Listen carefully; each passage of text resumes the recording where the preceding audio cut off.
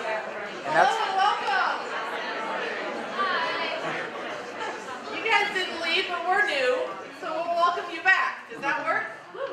Fabulous. Thank you for being here with us. I'm just going to get us started here today. You're in a session on living the student promise. The student promise is actually, we will sort of talk through exactly the parts of it as we go, but it's actually a promise that students put together for themselves.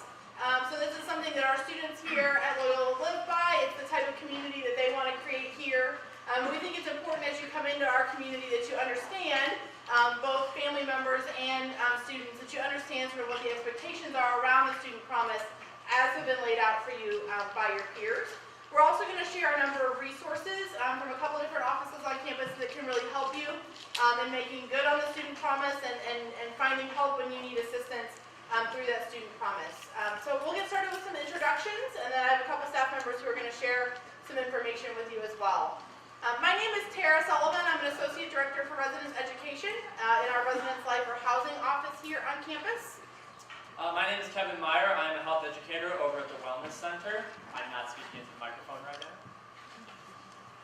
And hello, my name is Tim Love. I'm the Director of the Office of Student Conduct and Conflict Resolution. So generally the office most people try to avoid when they come to college, but we also do offer a lot of conflict resolution services and other services as well. So we're going to get started with the student promise. Before we do that, there's a couple of phone numbers that we want you to make sure that you have in your phone. So if you grab your phones, parents, family, students alike, you'll want to have these phone numbers on you. The first one is the campus safety number. That is a dispatch number. You can call it 24 hours a day anytime you need anything. Students, if you're on campus or off campus and need assistance, you're more than welcome to call campus safety. Family members, this is a great way to be able to get a hold of a student or have alert a staff member that you need assistance with your student sort of after hours. But you're more than welcome to call the campus safety number at any point in time. Kevin's going to talk a little bit more about the Wellness Center, but one of the things that they offer there is a Dial a Nurse program. If you put the number in your phone, that's a great resource as well. Sometimes you're not sure when you're on campus if maybe you need medical assistance, if you need to go to the Wellness Center, if you might need to seek other medical assistance. The Dial a Nurse number is the number where you can call and ask those questions so that you're not guessing or trying to figure it out yourself. So a great resource on campus as well. I'm going to turn this over to Kevin, who's going to get us started with the student promise and some information from the Wellness Center. All right, so just to follow up really quick with what Tara was saying, the student promise, obviously there's 3 tenets of the student promise, and they all focus around care. So as we go through this, some of you may be familiar, you may have heard about the student promise already, but keep this all in mind as we go through each of the 3 tenets. All right, so the first one is care for myself. I'm not going to read this, but just to help you understand, even though I'm talking about this from a wellness perspective, it's also about enriching yourself and living or experiencing Loyola to the fullest for yourself and enriching your well-being and all the experiences you have while you're here. So from a wellness perspective, though, I want to talk a little bit about where we're located. So this is the Wellness Center. Currently, we will be moving in the winter, early spring. And we also will have a location at the Water Tower campus opening up this fall. If you see down in the corner, that's Tebow. Tebow's our therapy dog. He will guide us through a few of these slides as well, but you'll see him around campus quite a bit. And just so you know, we're right across the street from the track and field on Loyola Avenue. Basically, we're open from Monday through Friday. Our hours are usually 8 to 6. Holiday hours, we shorten those back to about 4, and we're also open on Saturday mornings. Okay, so Dial a Nurse. So you already have this number in your phone, which is great. Dial a Nurse is the phone number that you want to call whenever you have a question about your health and wellness. Whenever you want to make an appointment, you always want to go through Dial a Nurse. We do not accept walk-ins, but that doesn't mean that we won't be able to probably see you within 30 minutes to an hour of when you need assistance. And if you need immediate assistance, we will make sure that you can get seen. We'll probably refer you out then. If it's something very serious like a broken bone, we won't take care of that at the Wellness Center. You'll go to the hospital for that.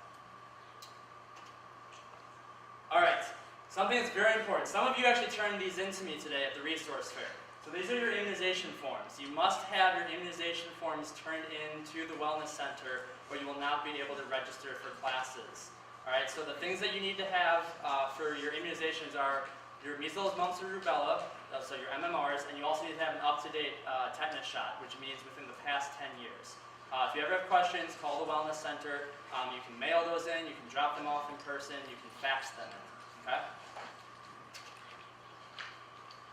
Question? Does that mean if we haven't done those for today, we can't go register for classes today? So the question was if those weren't turned in today, can you not go register? You will be able to register right now, but for the spring, you will not be able to. Okay?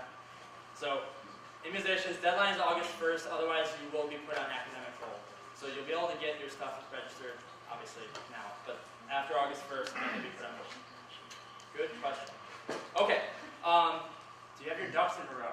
All right, so there's a lot of things there. So books, check. You're going to go get your books, right? You're going to make sure that you have a place to live, right? So you're going to have your housing. What about support, though? This is where I want to talk a little bit about mental health services. So the Wellness Center has medical, mental health, and health education. So for mental health, we have social workers, we have psychologists. You know, if you're ever feeling like you need to come and talk to somebody, maybe there's some anxiety, some depression, you want to talk this through with someone, by all means, you can call up, make appointments. You can have up to 6 appointments at the Wellness Center. This is pretty common on college campuses. We can't keep you there the whole time. There's a lot of students here. So after the short term, the 6 sessions, you will be referred out to a local agency within the Chicago area, which is great because Chicago is huge, so there's a lot of support out here. If you're already currently utilizing services such as these, it's a great idea to contact the Wellness Center ahead of time before you're even here on campus in the fall, and you can be set up with some referrals outside before you're even here on campus, which is great. I actually helped somebody with that today. Yes, and some fun little pictures. Okay. So there's the dial a nurse number, that's one way to contact us. Coming directly into the Wellness Center, that's another way to contact us. Some other ways to get information about the services at the Wellness Center are websites. We actually just migrated over to the new website design, so it's pretty cool. We also have our Twitter accounts and our Facebook accounts. Actually, those are updated by myself and some of the other health educators. So those are great ways to just get informal updates. It's also a great way to get connected to some of our other services, our programs, events that are taking place on campus. Not necessarily always health-related, but just other ways to stay involved and kind of be active and not get that lethargic feeling. All right. One other program I want to talk about is called Alcohol EDU for College. This is required of all first-year and transfer students. I always get questions from transfer students saying, do I have to complete this? I did this at my previous institution. The answer is yes, you do have to go through Alcohol EDU once more. It's been updated. We also add Loyola-specific information to this program. So really, the most important date to keep in mind, July 24th. That's when it goes live. That's when you can log in. And it needs to be completed before you are here and moved in. Okay?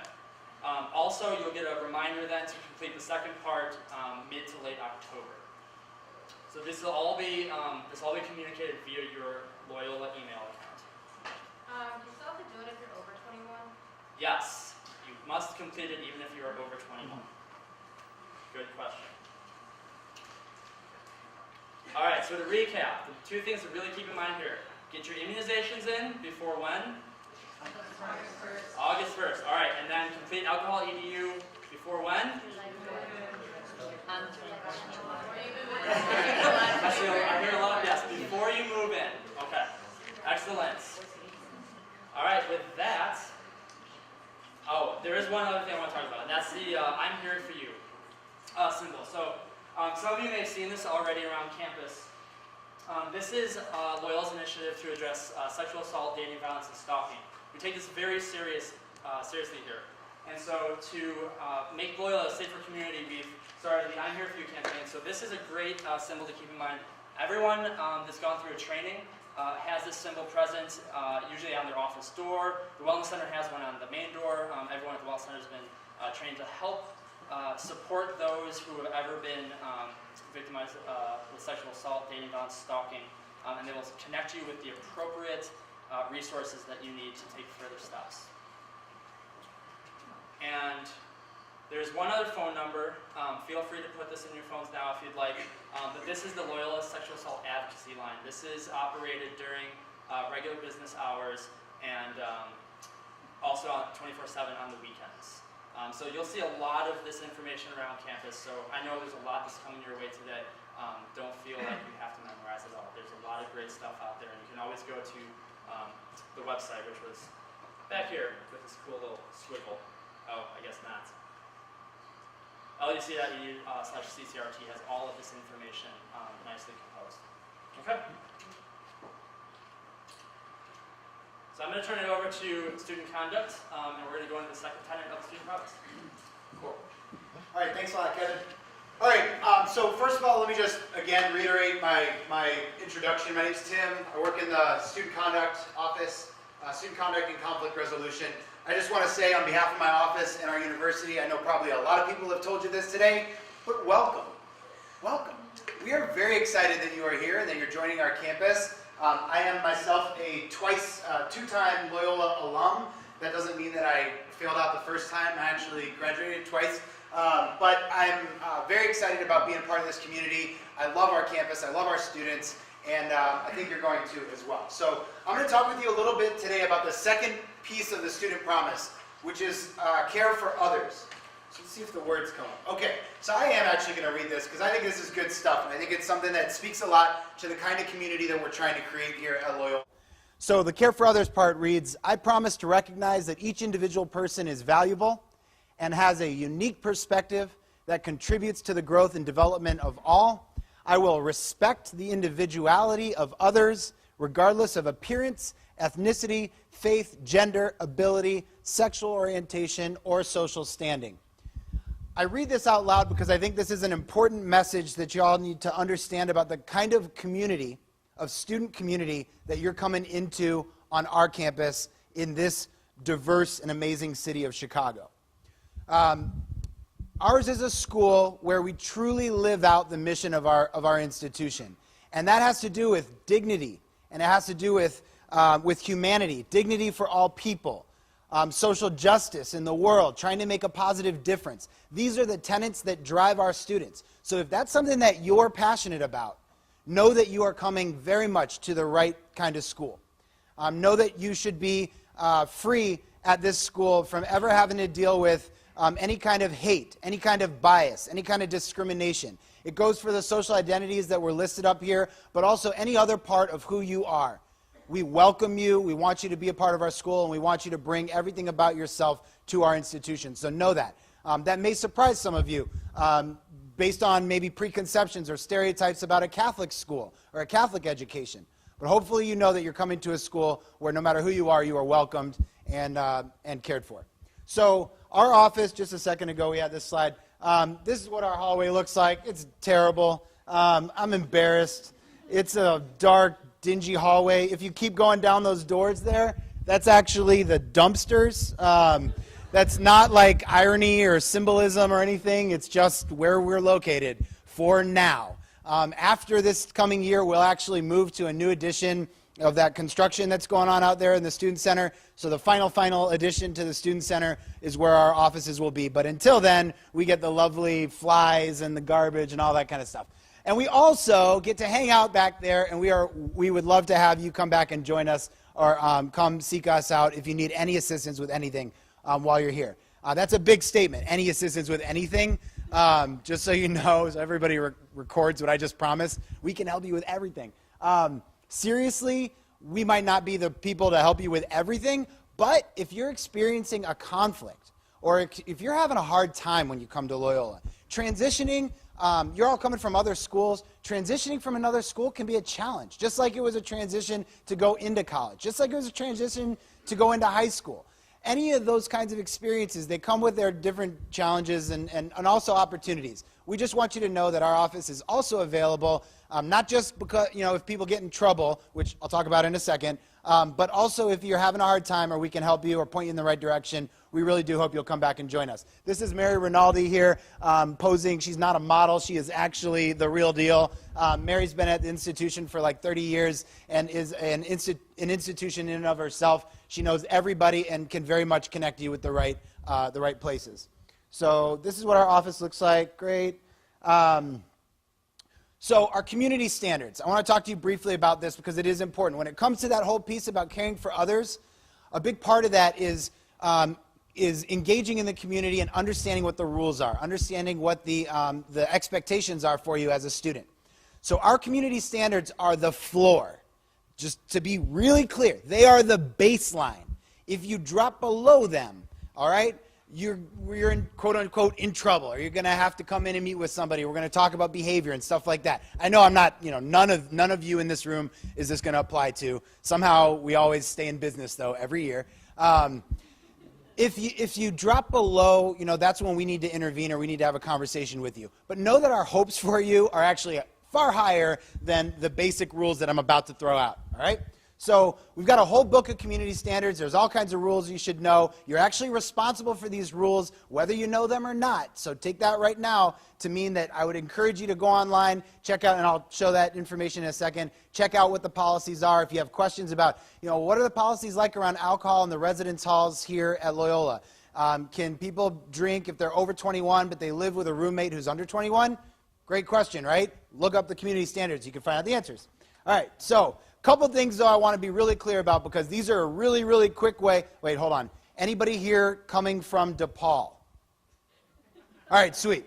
This is a really quick way to get you kicked out of here and go into DePaul. So, not to say that all DePaul students are guilty of this stuff, but that's where people usually go when they don't go here anymore. All right. So, community standards. A couple big important items. Number one, we really do not, and I don't say this very often, but we really don't have much tolerance or much acceptance or ability to work with you if you're found responsible for a violation involving hate crime. That goes for hate speech acts, crimes, violence, anything like that. Know that ours is a university where that's really not tolerated. That should go without saying. Secondly, this might surprise you. I hope not. Anything where you're putting other people's health or safety in jeopardy. That's something where we have very little flexibility. We tend to remove people from our community when they're putting others at risk. You should know that this is for your safety and well-being, which is why we have these policies. So leave your like battle axes and swords and Wolverine claws and all this other weird stuff that people need to bring with them to college. Leave it at home. Weapons, that goes in the same category, right? Anything that can be perceived as a weapon. So your giant hunting knife. Like, I'm from Texas. My family lives in San Antonio, Texas. Anybody from Texas in the house? No. All right. It's usually that way. That's okay. That's okay. So, hunting is big. You might be from Michigan, Wisconsin, anywhere. Hunting might be part of your culture. You can't bring your weapons here. Any weapons, anything that could be perceived as a weapon, all right? So just leave them at home. That goes for paintball guns, airsoft guns that look like guns, stuff like that. You should know why. All right, so dealing drugs, believe it or not, is not allowed in college. Many people actually, believe it or not, struggle to understand this important piece here. Prescription drugs, if you share them with your friends, that's drug dealing. That's what it's called when you give drugs to other people, all right? I had somebody try and explain to me once how Adderall was basically just a vitamin. And I disagreed strongly. So I just want you to know that if you deal drugs, distribute drugs, transfer drugs in any way that's not authorized by a pharmacy, that is dealing drugs and can actually land you in a lot of trouble. All right. And then the last piece, which also Kevin spoke to earlier, dating violence, sexual assault, stalking, things like this, gender-based violence. You're going to hear and probably see posters and stuff around campus about this quite a bit. Please know it's not there to scare you. You're not walking into some sort of rape den or something like that. That's not our community by any means, but it is something that we take very seriously and we take a very proactive approach. There's all kinds of statistics that Kevin could probably talk to you better about than I can, about 1 in 4 college women being subject to this kind of behavior at some point in their college careers. Stuff like that. We recognize it's happening around the country. We don't want it happening here. We want you to be aware of that up front so you're not surprised if we have to step in at some point later. And we also want you to know that ours is a school where you could come forward and let us know about that stuff without having to fear some sort of consequences or whatever. You're going to be very much supported through the university. All right, so serious stuff out of the way. I guess just one quick point. about the ethics line, reporting hotline. This is a place for, as you are caring for others, if you recognize that there's something happening on our campus that is wrong, that is, you're doing a research assistantship for the microbiology department and realize that they're embezzling money.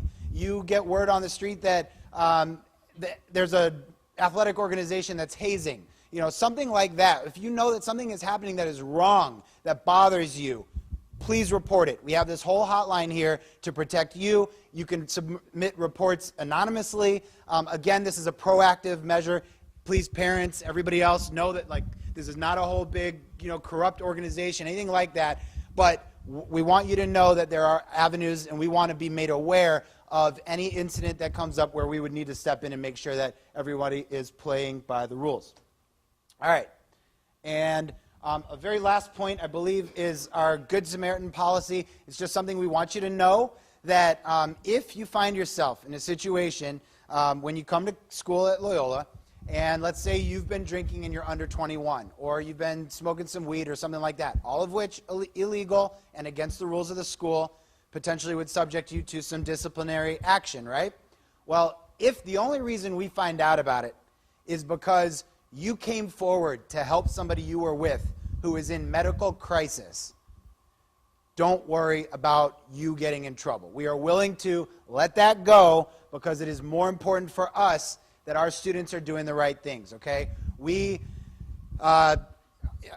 I'll say we, meaning the community of colleges and universities in Chicago and the Chicagoland area, we have lost a number of students over recent years due to people thinking that it's okay to go put somebody in bed who's really drunk and they'll be fine, and they don't wake up. We don't want that to happen on our school, so we have this policy in place. If you have any questions about that, I'm happy to talk to you about it at further detail, but I know Tara's got a lot to share. So the last piece, I think, is campus safety.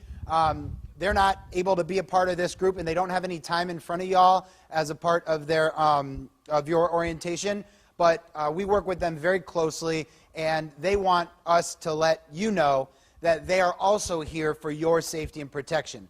Campus safety at this school, I don't know what experiences you might have had at other schools, is a very caring department. They are not out to try and bust people or knock heads or pretend like they're, like SWAT team or whatever. They are trained. They are officers who have guns. They are legitimate police officers. They have jurisdiction in a small area around campus.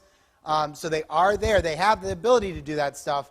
But what drives them, the reason why they work at this school, is because they care a lot about you and they want you to have a safe experience while you are going to college. They've got lots of other resources and stuff that you can sign up for.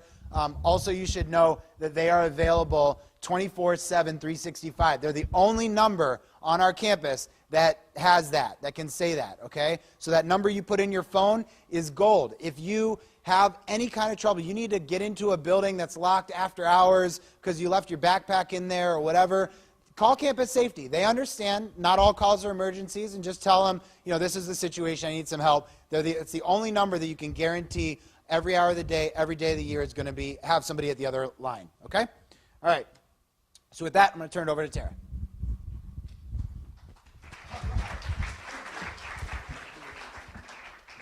Tim always loves applause. How many of you are living on campus with us next year? Living on campus with us? Okay. So regardless of whether you're choosing to live on campus or required to live on campus, because some of you are, you're all going to be part of the Loyola community. And we want you to understand that coming to Loyola is not just a place to study. It's not just a place to have a bed and a meal plan, but it truly is a community of people who care and people who engage one another in a positive academic environment. So regardless of where you're coming from, we hope that you're really ready to come here and engage in our community and join our current students and our other incoming students in a productive experience. So the third tenet of our student promise is care for community. Basically, promising that you'll contribute to the community. So you all bring fabulous, wonderful things about your individual selves that will make Loyola a better place to have you here.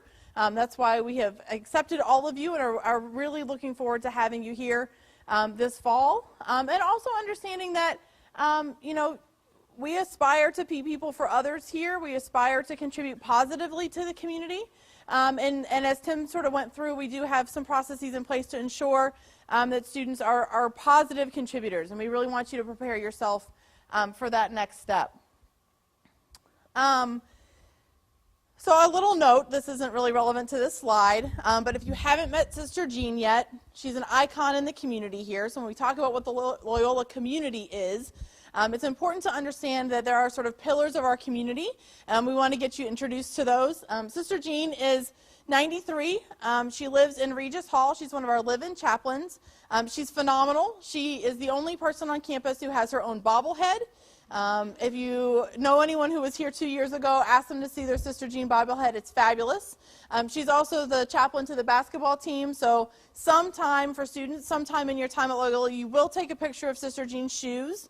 You think I'm kidding, but I guarantee you she has maroon and gold Nikes. On the back of one says Sister, and on the back of the other says Jean. They were made for her by the basketball team. So really important piece of our community, and we want you to become an important piece of our community too. Part of that is figuring out who you are and what you want to bring and what you want to take out of this community. So we're going to watch a really quick video. Hopefully it will pop up and work correctly. A few years ago, actually not a few years ago, about a year ago, some students here at Loyola took the time to interview others about what moves Loyola, what makes Loyola a community, how they engage in the community, who they are, and who it represents.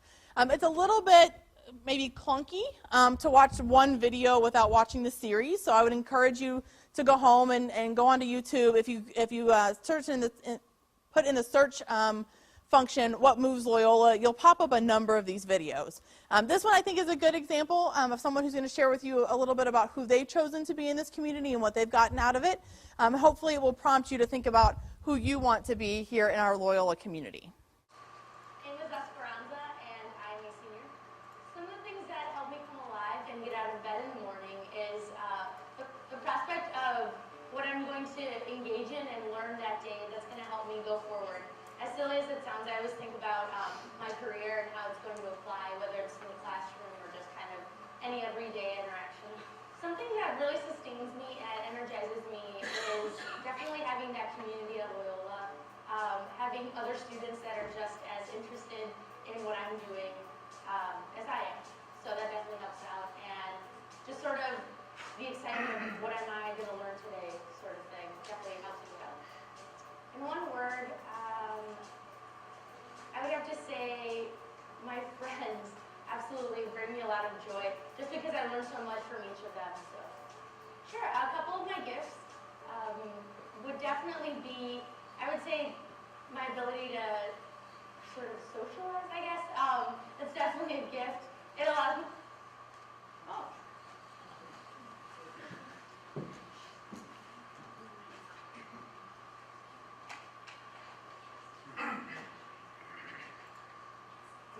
Is definitely having that community at Loyola, having other students that are just as interested in what I'm doing as I am.